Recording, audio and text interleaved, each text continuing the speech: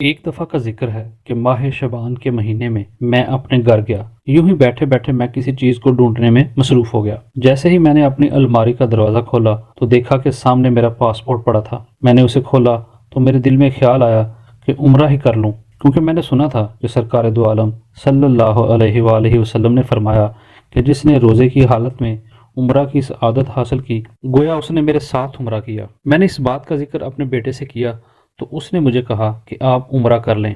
میں نے اپنا پاسپورٹ پکڑا اور سنبھال لیا۔ اگلے ہی روز شام کو میں فیصل آباد چلا گیا۔ وہاں پر میرے جاننے والے تھے جو ٹریول ایجنٹ کا کام کرتے تھے۔ ان کا نام لیاقت صاحب تھا۔ میں ان کے دفتر میں چلا گیا۔ میں نے ان سے کہا، لیاقت صاحب، میں نے رمضان میں عمرہ کرنا ہے، یہ پاسپورٹ لیں اور میرا ویزا لگوائیں۔ انہوں نے مجھے کہا کہ ڈاکٹر صاحب، اب رمضان میں دن بہت کم ہیں، ویزا نہیں لگے گا۔ میں آپ کا پاسپورٹ رکھ لیتا ہوں، مگر آپ جانے کی امید مت رکھیں۔ میں نے اس کو کہا کہ آپ نے میرا ویزا ضرور لگوانا ہے۔ اس بات پر بہت زیادہ اصرار کیا، مگر اس نے کہا کہ ڈاکٹر صاحب، وعدہ نہیں کرتا مگر کوشش ضرور کروں گا۔ میں نے اسے کہا ٹھیک ہے۔ اس کے بعد میں واپس آ گیا۔ اگلے جمعے میں مرکز گیا۔ واپس گھر آنے سے پہلے میاں جی سرکار رضی اللہ تعالیٰ عنہ نے مجھے وہاں پر رکنے کو کہا اور باقی سب لوگوں کو چھٹی دے دی۔ آپ رضی اللہ تعالیٰ عنہ نے مجھے فرمایا، ڈاکٹر صاحب آپ یہاں رکیں، میں گھر جا رہا ہوں، تھوڑی دیر تک آتا ہوں۔ آپ گھر تشریف لے گئے۔ میں ادھر ہی آپ کا انتظار کرتا رہا۔ تھوڑی دیر کے بعد آپ گھر سے مرکز تشریف لائے۔ آپ کے ہاتھ مبارک میں ایک کارڈ تھا۔ آپ نے وہ کارڈ مجھے دے دیا۔ اس کارڈ پر حرم شریف کی تصویر تھی جو آج بھی میرے پاس محفوظ ہے۔ آپ رضی اللہ تعالیٰ عنہ نے وہ کارڈ مجھے دے کر فرمایا، حرم شریف تو سامنے نظر آ رہا ہے، یہ رمضان نے بھیجا ہے۔ میں سرکار کی بات سننے کے بعد بڑا حیران ہوا کہ سرکار کیا فرما رہے ہیں۔ راستے میں گھر جاتے ہوئے میرے دل نے گواہی دی کہ میرا ویزا لگ گیا ہے، جو سرکار رضی اللہ عنہ نے ایسا فرمایا ہے۔ میں وہاں سے گھر پہنچا اور اسی روز ہی فیصل آباد چلا گیا۔ میں نے فیصل آباد پہنچ کر ٹریول ایجنٹ کو فون کیا کہ میں آپ کے پاس آ رہا ہوں۔ میں سیدھا اس کے دفتر میں چلا گیا۔ میں نے جاتے ہی اس سے کہا کہ میرا پاسپورٹ دے دیں۔ اس نے کہا کہ آپ پہلے چائے پی لیں، ابھی ڈاک نہیں آئی، میں لڑکے کو بھیجتا ہوں۔ میں نے اس سے کہا کہ اپنی فیس بتائیں۔ اس نے کہا کہ پہلے ڈاک آ جائے، پتہ چل جائے کہ ویزا لگا ہے کہ نہیں۔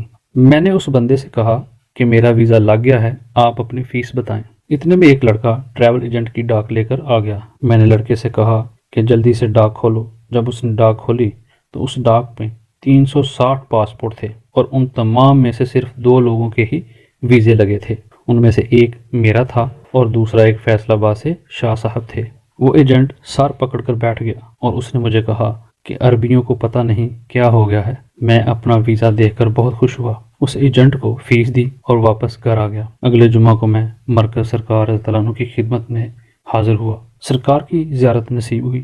جب آپ رضی اللہ تعالیٰ عنہ سے ملاقات ہوئی تو آپ نے فرمایا، ڈاکٹر صاحب مبارک ہو، آپ کو آپ کا ویزا لگ گیا ہے۔ آپ رضی اللہ تعالیٰ عنہ نے فرمایا، ڈاکٹر صاحب آپ نے باب نبی سے گزر کر حرم شریف میں جانا ہے اور یہ صفا مروہ کے درمیان میں ہے۔ میں نے کہا جی سرکار رضی اللہ تعالیٰ عنہ۔ جب میں مکہ پہنچا تو میں سرکار رضی اللہ عنہ کے حکم کو ملحوظ خاطر رکھتے ہوئے باب نبی کے راستے حرم شریف میں داخل ہوا تو میرے ساتھ جو فیصل آباد سے شاہ صاحب تھے وہ بڑے حیران ہوئے کہ ڈاکٹر صاحب کو کیسے پتہ ہے کہ یہ باب نبی ہے۔ پھر ہم باب نبی سے گزر کر حرم شریف میں چلے گئے اور عمرہ کی سعادت حاصل کی۔ یہ سب میاں جی سرکار رضی اللہ عنہ کی لازوال شفقت اور محبت اور کرم و عطا کا بے شمار فیضان تھا، جس کی بدولت اللہ پاک نے مجھے حرم شریف بلا کر میری دلی حسرت کو پورا فرمایا اور عمرہ کی سعادت نصیب کی۔ شکر الحمدللہ۔ عمرہ کی ادائیگی کے دوران ایک روز میں اور شاہ صاحب باب فتح کی سیڑھیوں پر بیٹھے ہوئے تھے اور حرم پاک کی زیارت کر رہے تھے اور لوگ طواف کعبہ میں مصروف تھے کہ اچانک میاں جی سرکار رضی اللہ عنہ نظر آئے۔ میں جلدی جلدی اٹھا اور سرکار کے پاس جانے لگا تو شاہ صاحب نے میرا بازو پکڑا اور کہا کہ یہاں سے بیٹھ کر ہی زیارت کر لیں، مگر میں نے ان کی بات نہ مانی اور اپنا ہاتھ چھڑا کر جلدی سے سرکار کے پاس پہنچا تو سرکار رضی اللہ عنہ ایک دم میری آنکھوں سے غائب ہو گئے۔ میں نے کافی ڈھونڈا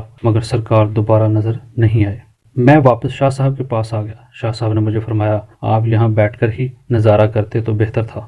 شاہ صاحب وہ منظر نہیں دیکھ رہے تھے جو میں نے دیکھا تھا۔ میں نے کہا جی اچھا۔ میں بہت مایوس ہوا۔ جب میں پاکستان واپس آیا تو ایک روز سرکار رضی اللہ عنہ سے ملاقات کے لیے مرکز حاضر ہوا۔ جب میری ملاقات میاں جی سرکار رضی اللہ عنہ سے ہوئی تو میں نے اپنے دل کی بات یعنی وہ منظر بتانے کی کوشش کی تو میاں جی سرکار رضی اللہ عنہ نے فرمایا، او ڈیئر بس بس بس۔ پھر آپ رضی اللہ تعالیٰ عنہ نے اپنی بات کا موضوع تبدیل کر دیا۔ اس کے بعد میاں جی سرکار رضی اللہ عنہ نے فرمایا، بابا جی سرکار رضی اللہ عنہ اکثر فرمایا کرتے تھے، میری عنایات گم نہ کرنا۔ میں جب کبھی اکیلے بیٹھ کر میاں جی سرکار رضی اللہ عنہ کی بے شمار محبتوں، کرم نوازیوں اور آپ کی ان مجالس کے بارے میں سوچتا ہوں تو میں دعوے سے کہتا ہوں کہ وہ مجالس جو ہمارے ساتھ ہمارے سامنے صف پر ہوتی تھیں، بظاہر تو وہ یہاں پر ہوتی تھیں، مگر وہ مجالس کہیں اور ہوتی تھیں۔ میاں جی سرکار رضی اللہ عنہ کی بے پناہ محبت، شفقت، نظر کرم نوازشات، کرم نوازی اور عنایات جو ہمیں حاصل تھیں، اللہ پاک میاں جی سرکار رضی اللہ عنہ کے درجات کو بلند کرے اور آپ رضی اللہ عنہ کے در اقدس پر آنے والا ہر بندہ آپ کے فیض سے مستفید ہو۔